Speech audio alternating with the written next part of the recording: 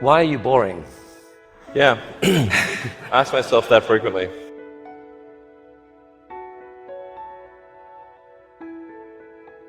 A lot of people dreaming about future cities, they imagine that actually the solution is sort of flying cars, drones, etc. You go above ground. Trying to dig a hole under LA, a 3D network of tunnels to alleviate congestion. I think one of the most soul-destroying things is traffic.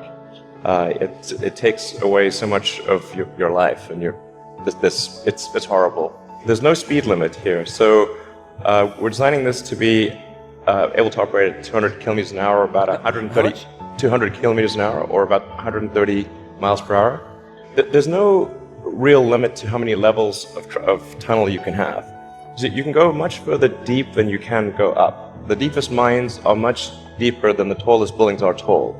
I mean, you started Tesla with the goal of persuading the world that electrification was the future of cars. Yeah, cross country from LA to New York by the end of the year, fully autonomous. By the end of the year, you're saying, someone's going to sit in a Tesla without touching the steering wheel, tap in New York, off it goes. Yeah. Won't have to ever touch the wheel by the end of 2017. We should be able to go from, all the way from a parking lot in California to a parking lot in New York. No controls touched at any point during the entire journey. So this is allowing you to dream of this really ambitious idea of sending many people to Mars in 10 or 20 years time, I guess. Yeah. In the next 20 years. And you've designed this outrageous rocket to do it. Help us understand the scale of this thing. Well, I think visually you can see that person, the thrust equivalent of 120 747s with all engines blazing. This can take a fully loaded 747 with maximum fuel, maximum passengers, maximum cargo on the 747. This can take it as cargo.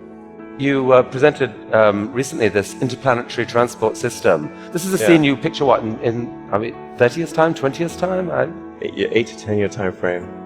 Aspirationally, that's our target. Our internal targets are more aggressive, but I think this vehicle seems quite large, and is large by comparison with other rockets.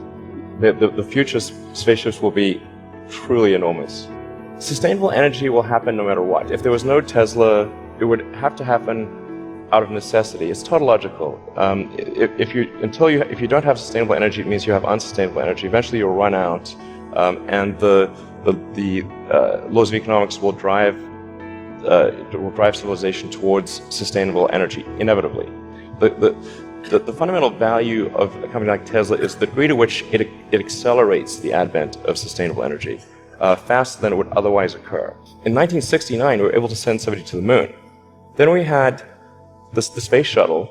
The space shuttle could only take people to low Earth orbit. Then the space shuttle retired, and the United States could take no one to orbit.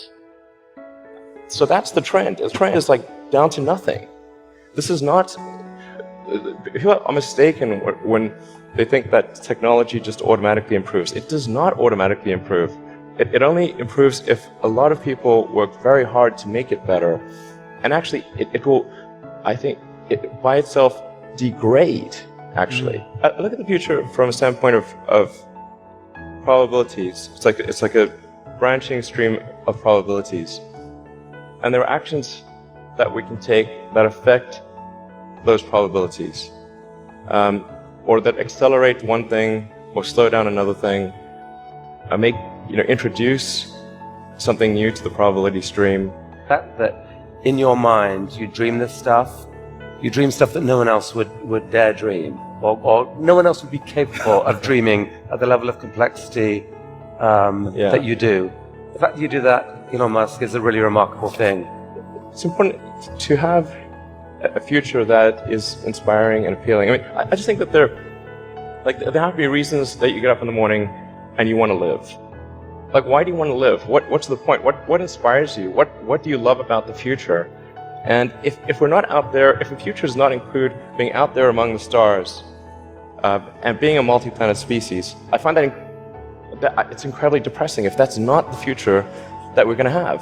I'm not trying to be anyone's savior. That is not I'm just trying to think about the future and not be sad.